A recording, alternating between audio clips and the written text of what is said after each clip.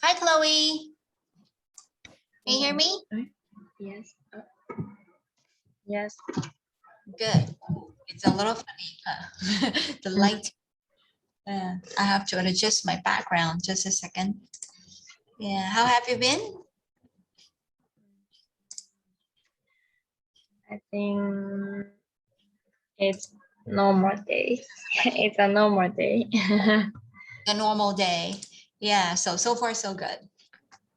Yes. Good. All right. You won't be able to see the back of my head because of the background, but at least my face is still there. It's important. All right. Good. Right. So is it your first hour today? Yes. You're very busy recently. Yes, because these 2 weeks is the beginning of this semester. So the beginning of a new semester. So or a new term. Yeah. So how about your partner? Have you changed a new partner? I think she is only one can help me now in the class. Do you have a teacher, how do you call that? Teaching aid.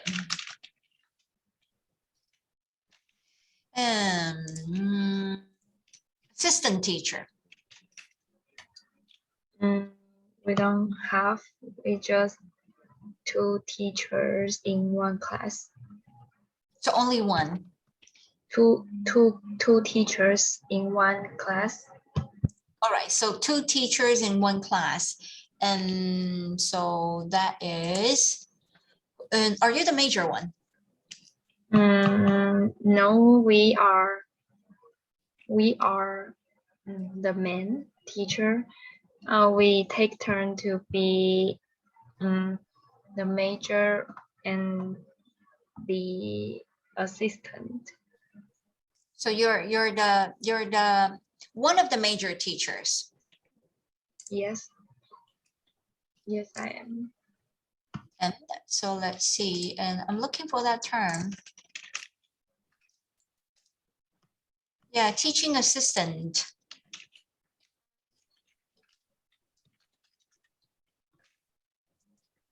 So you both are actually the men teachers. So you two help each other. Yes.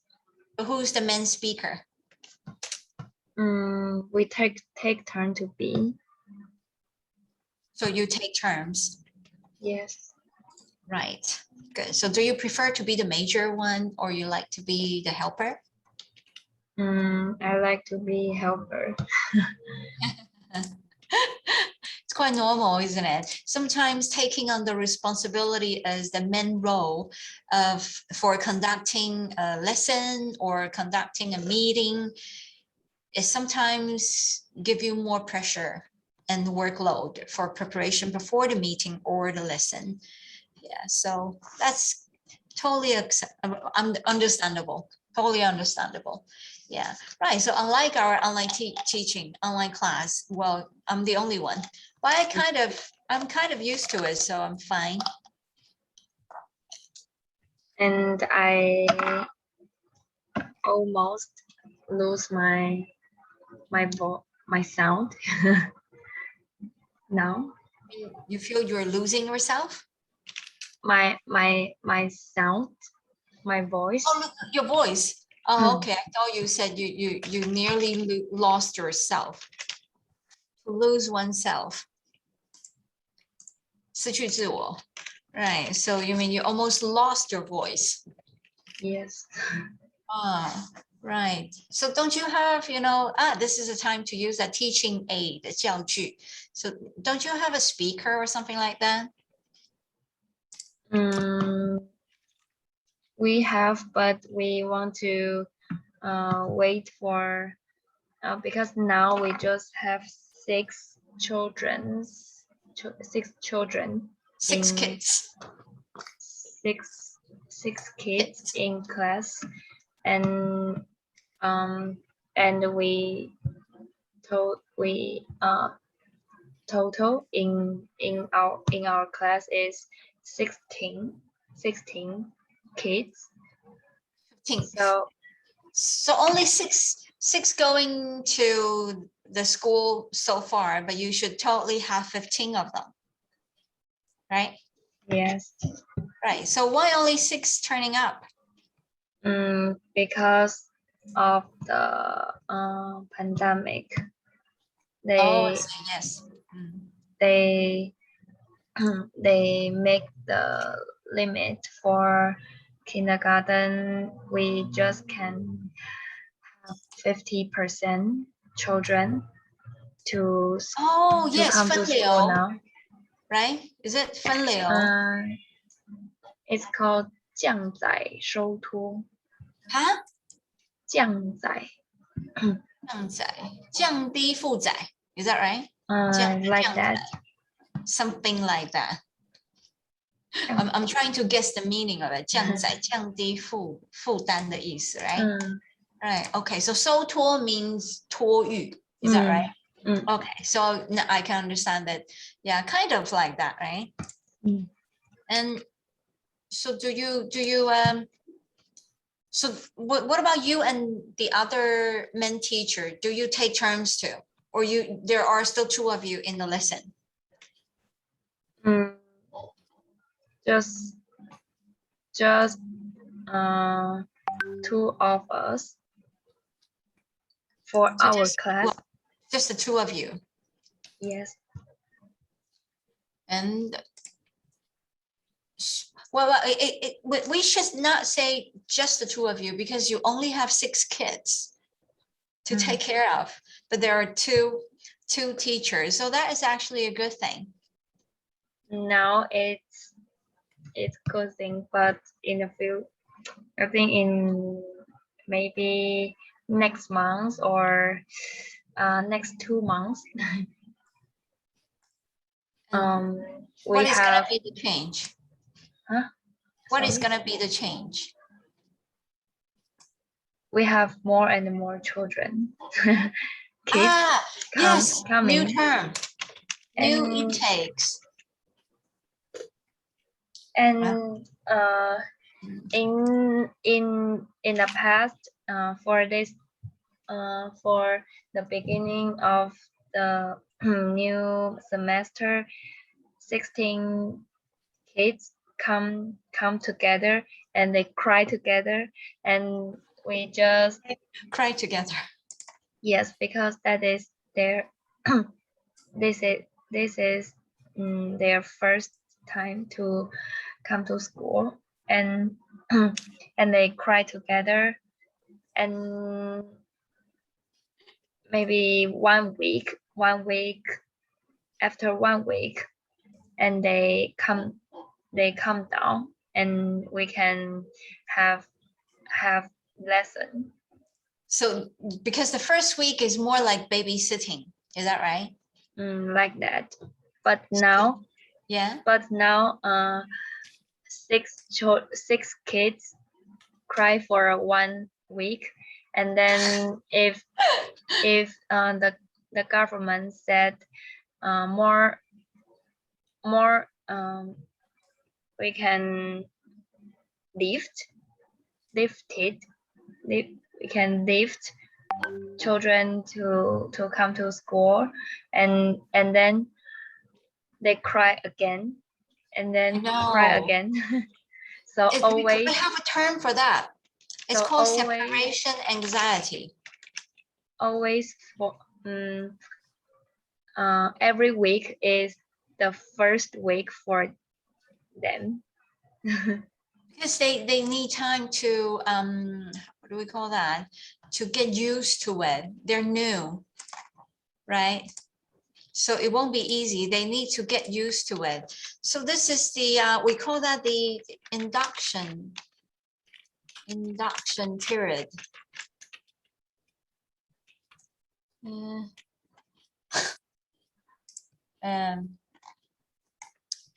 I give you a better one?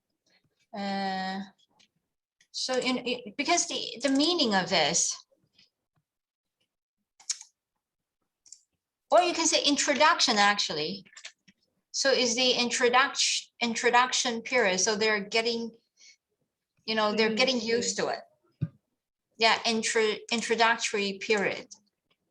Maybe introductory, TARY. Yeah, so I don't quite like that term. 追广期. No, I recall that. Kind of like that, introducing them to a new place. So this is an introductory period. And because their age, so separating from their parents would be quite anxious. So they have separation anxiety. This. How old are they? I mean, those new intakes. 新 2 生 years old. 2. 2 years old. Oh Like- gosh, that's like- babysitting. Like monster. We have that terrible 2, the terrible 2s. Terrible 2s. 可怕的2岁. It doesn't, yes, there.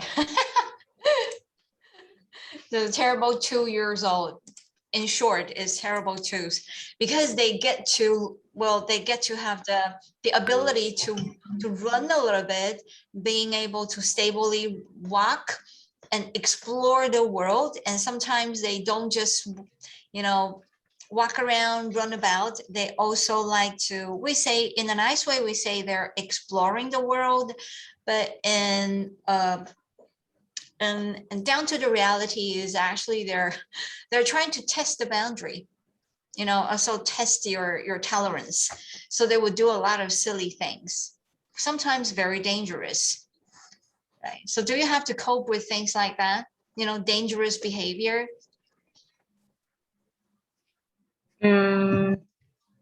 Yes, and I think 2 years old is the class for 2 years old kids is the no one want to teach them. So just because they're super naughty. Yes, and I think this is their first time to go to come into the group. So And- being in a group of kids the same age. Yes. So would you think a small group of them, we say, okay, the size you have right now, it's 6 of them, is that terrible enough? Yes, I think it's enough. I think it's terrible enough. But can you imagine 15 of them in the classroom? I think I will cry. You'll get crazy. I think I will cry with them. Oh, you mean you're gonna cry with them? I know what you mean. Yeah, so it would be a helpless feeling, right? Helpless crying. There. So I hope it won't happen, and I hope you will enjoy, the terrible 2s classroom, and with a group of them, not that terrible, although they're in terrible 2s. I mean, their age, and I believe you have the ability. You're a very patient person. You're very patient and very gentle, very nice, very easygoing, smiling all the time. You might be one of the best teachers they have ever seen. Would you say that? Sometimes I think I have how to say it. Sometimes I'm angry, but I think I can't do anything because they can't understand what I say. I understand what you mean. They don't understand what you're saying. But I believe you're using Chinese Mandarin when you're teaching them, right? Yes. Do you have to teach English there too? No, we don't need. So you don't need to use English. I think using Chinese Mandarin, their mother tongue, is tough enough. Yeah. Well, so good luck, really, good luck. And right, so shall we go back to the topic? You know, it's English event tonight for this hour, so maybe we should start working on that and hope you can learn something from that. Food English, actually, this one is English event. So English event could be a random choice of any topic. This is what it is. That's why it's an English event, right? So it's not a fixed topic. And this one we have chosen for this particular hour is Food English. So it's interesting breakfast customs. So what breakfast looks like around the world. Okay, we have a short video to watch. Are you ready? Yes, I'm ready. Good. I would like to give you Chinese Mandarin there too. Rice, and also give it a bigger one. Are you ready? Wait, I think I better take our live transcript off because that will be a double English there. So I have to disable it. Right, so let's take a look. No matter where you're waking up around the world, a hearty breakfast is the best way to start the day. From elaborate spreads to sweet and savory bites, here's what breakfast looks like around the world. Breakfast in Morocco is all about simplicity, such as bread and egg dishes. For those with a sweet tooth, spenge is a popular donut-style treat. It is eaten plain or soaked in honey. Moroccan breakfast also doubles as tea time. Shakshuka is a common breakfast dish eaten throughout the Mediterranean and the Middle East. The dish is made of eggs poached, baked, or scrambled in a savory tomato-based sauce, thought to have originated in Tunisia, then spread to Israel and the surrounding region by Jewish immigrants. In England, a full English breakfast means little room left on your plate. Sometimes referred to as a fry-up, the plate features a sunny-side-up fried egg, sausage, fried bread, bacon, beans, and tomatoes, paired with a side of hot tea. Some locals might even add on mushrooms, black pudding, and potatoes for the ultimate English breakfast. A traditional Japanese breakfast includes an array of savory bites. It often consists of miso soup, fish, and steamed rice, usually served with egg.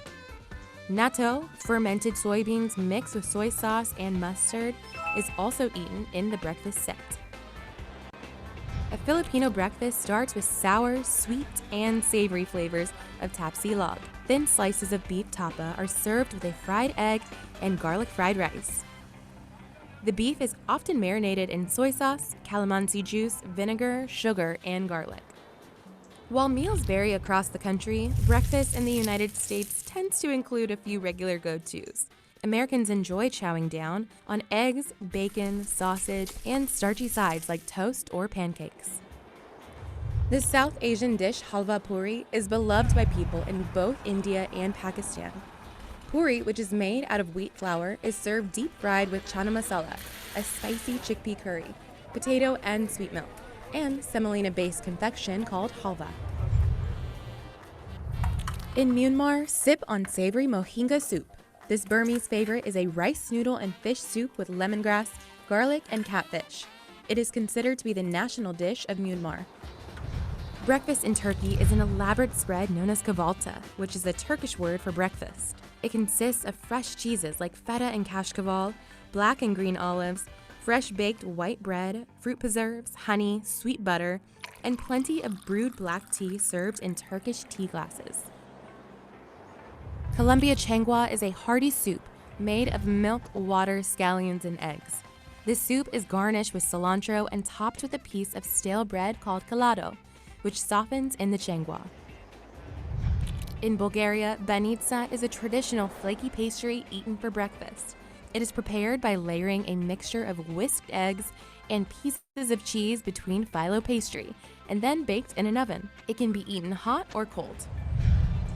Bake and saltfish is a classic breakfast dish in Guyana. It consists of boiled salted codfish sautéed with tomatoes, onions, garlic, and pepper. It is served with bake, a bread that is slightly sweet. Breakfast in Mexico is not to be missed. Chilaquiles is made up of fried corn tortillas soaked in red or green salsa and topped with crema, cheese, and onions. Mangu is a popular dish served for breakfast in the Dominican Republic. It is made up of boiled plantains that are mashed with butter and served with fried eggs, Dominican salami, and pickled onions. Masuni is a traditional breakfast dish in the Maldives. Tuna is combined with minced chilies, finely chopped onions, and freshly grated coconut. It is eaten with roshi flatbread.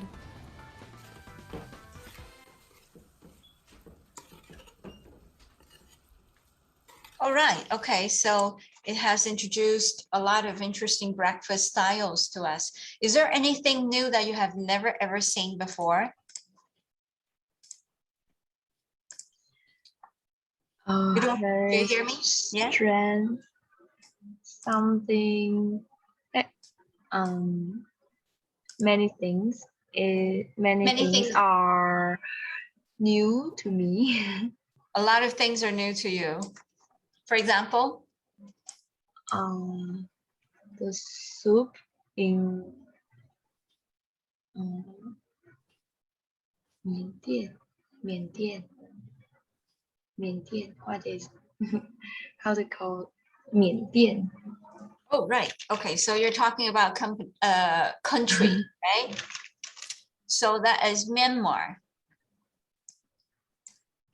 Myanmar, let me take this off and get it back here. There. I don't know where that Dian is from, you know. There's nothing that sounds like Dian, so Myanmar, yeah. So, and this country has been quite often mentioned recently for, you know, their problem, you know, domestic political problems. Yeah, but probably not recently, but just a while ago. Yeah, hope it's coming down now. Right. So the Myanmar style is a new thing to you. Let's look for that word, Myanmar, here, number 22.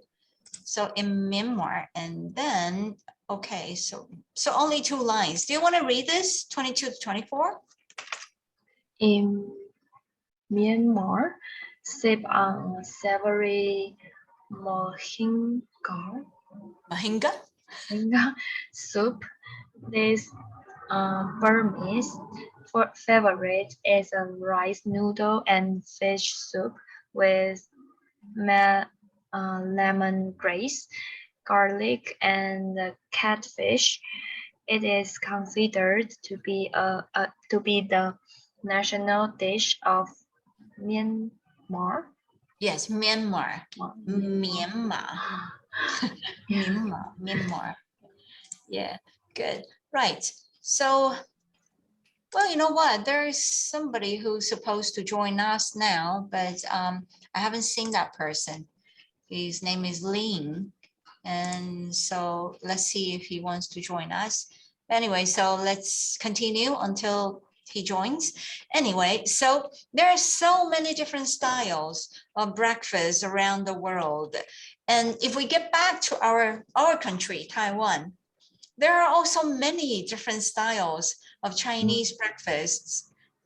Do you love Qingzhou Xiaocai? Yes, I love it. Do you know how to say Qingzhou? So that Qingzhou, not Qingzhou, Qingzhou Xiaocai. So the Qing means no, well, not flavor, original flavor. And we usually say that 原味. Do you know how to say 原味?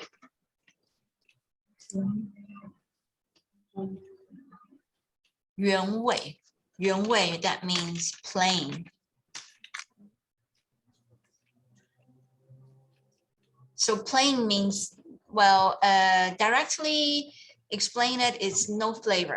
But it doesn't mean there's no flavor. A lot of times it means no added flavors. So plain, and 粥 is 稀饭. Do you know how to say 稀饭? I don't know. 稀饭 is congee. We mentioned about it before. Congee. I have to take the Congee. Chinese off it. Congee. Congee. Ah, right. That's a right translation. Okay, 白粥, 清粥 actually means, you know, it's just rice cooked with a lot of water. Oh, So it means it's a soggy rice. So, oh yeah, sorry, I forgot to give you back the live transcript. There you go. Is it back? Yeah, okay, so it should be back there now. So plain congee, it means it's rice cooked in a lot of boiling water. And congee means 粥. But sometimes it means, you know, it would be soggy, very soggy. So soggy, S-O-G-G-Y.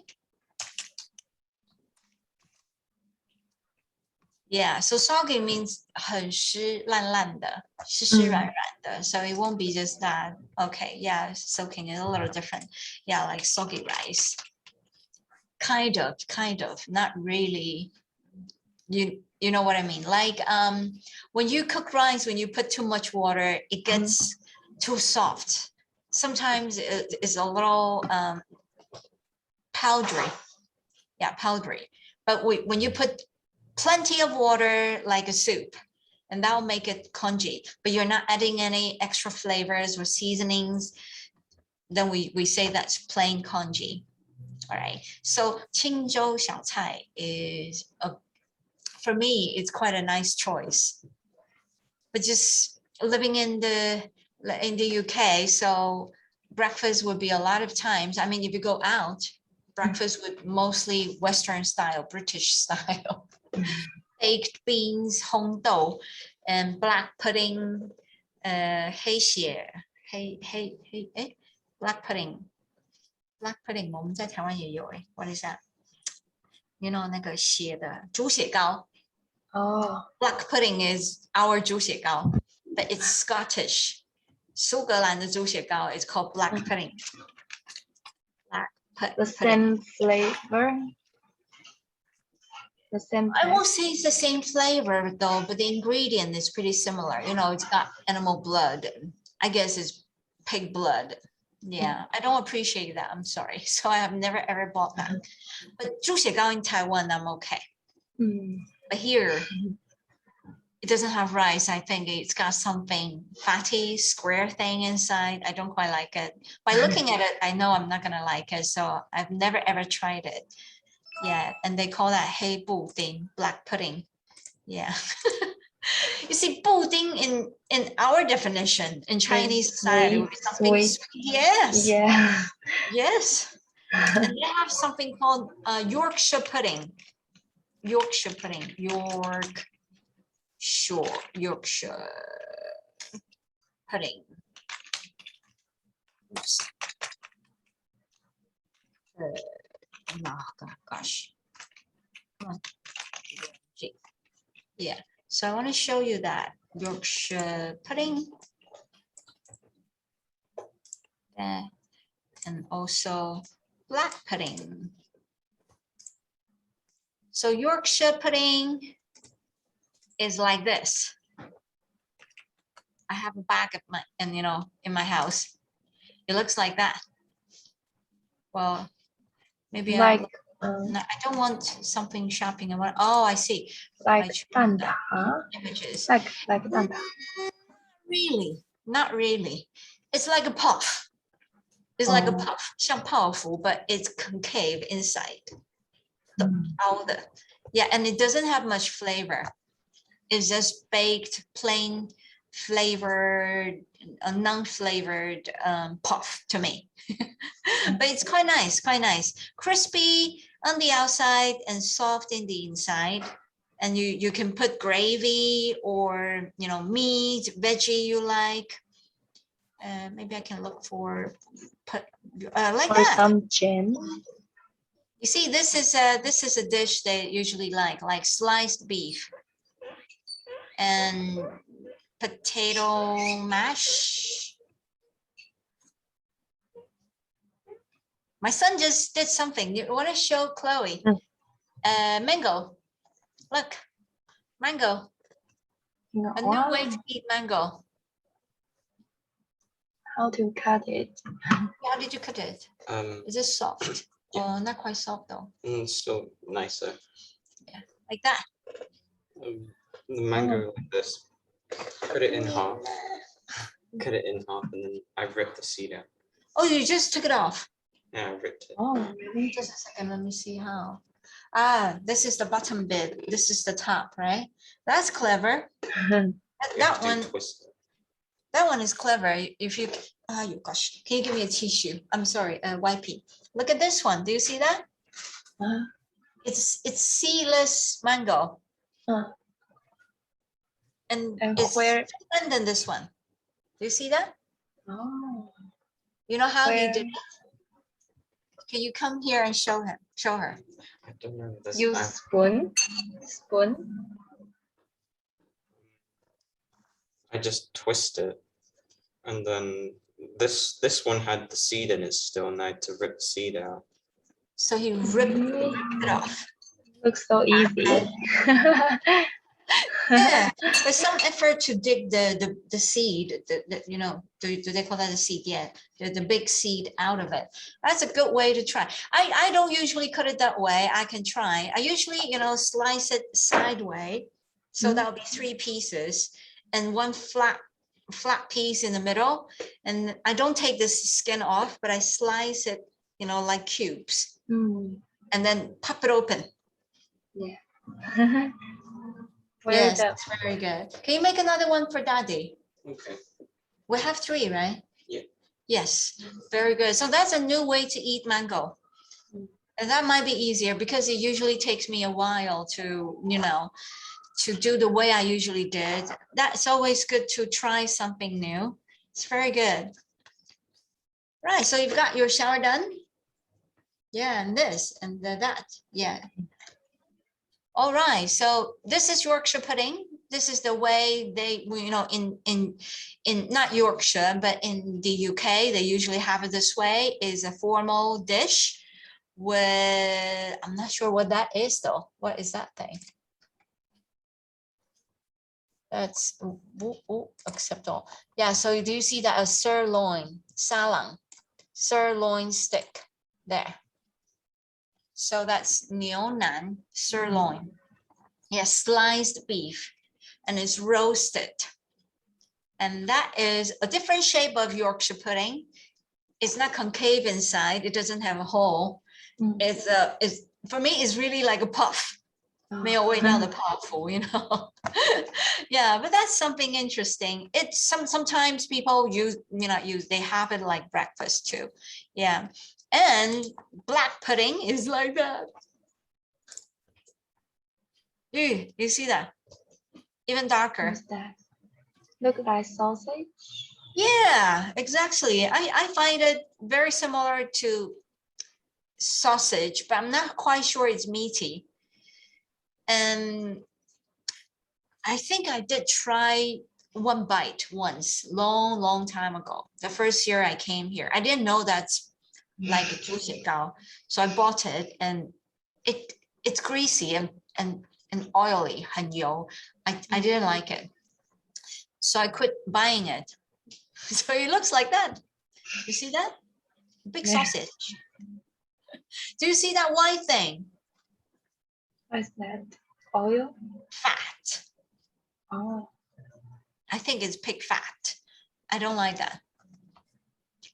I'm not a picky, eater. I usually accept everything I have on my plates, but when it's a chunk of fat, too much for me.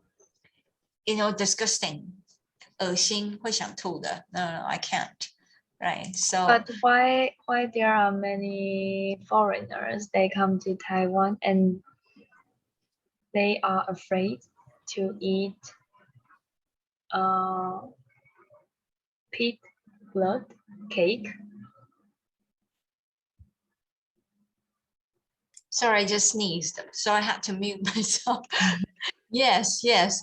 We call that pig blood cake. Is that called a cake? 猪血糕. Yeah. So let's Then see they- if there's a better They way. called cake, but not the real cake. Yes, let's look for that. Pig blood, pig. Yeah, pig blood. Excuse me. Pig blood cake. It's got a lot of rice in it. I'll say that's a rice cake. Pig blood rice cake. You know, I like the flavor once in a while when I have it, because that is really nice. Coriander and sweet, right? Yes. Yeah, coriander.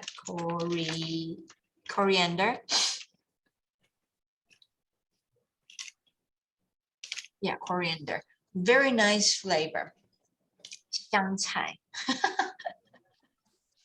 We don't have, well, we do have it, but it's quite pricey. Quite pricey. It's say the exotic food. Exotic food. 异国食物. It doesn't come out. Right, okay, yeah, acceptable. 异域美食. 异域. It's exotic means, 异国风情的. So exotic food means Western food, but which one sounds better? Exotic. It sounds nicer. Yeah, so it's exotic food. We have world food section. World food section is usually a small fridge. Compared to the huge supermarket, you only get a small fridge. Got some, they call 饺子 gyoza. Japanese, gyoza. And steamed dumpling, 锅贴 or 烧麦 or things like that, So, and very limited choices, very limited, but still good. Yeah, so, breakfast around the world, we find so many different styles. Yeah, and so like this one, Mediterranean, 地中海, so Mediterranean region, or like we have, okay, Maldives, Dominican Republic, Dominica, or Mexico, how do you pronounce that right? Guyana. Right, Guyana. And Bulgaria, Colombia, Turkey, okay, Turkey, Turkey. Yeah, Myanmar. So this is a new country name to you. Yeah, Pakistan, India, and United States, that.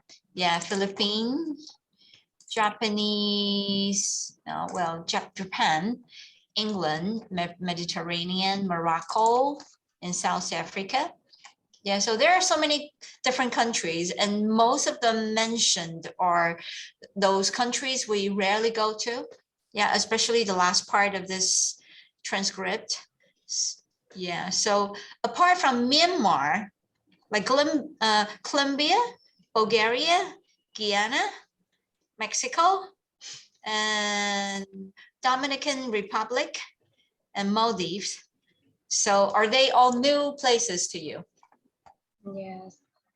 Mm. Yes, they So are. then, it would be a good thing you can start to remember some country names.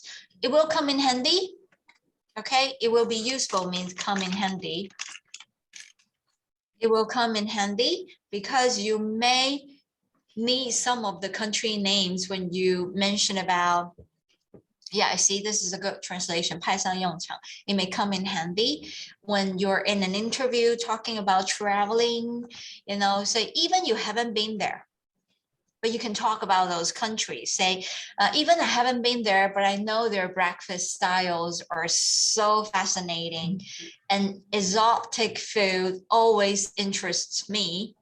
So that's part of the reason I want to fly. See, you could use it too, right?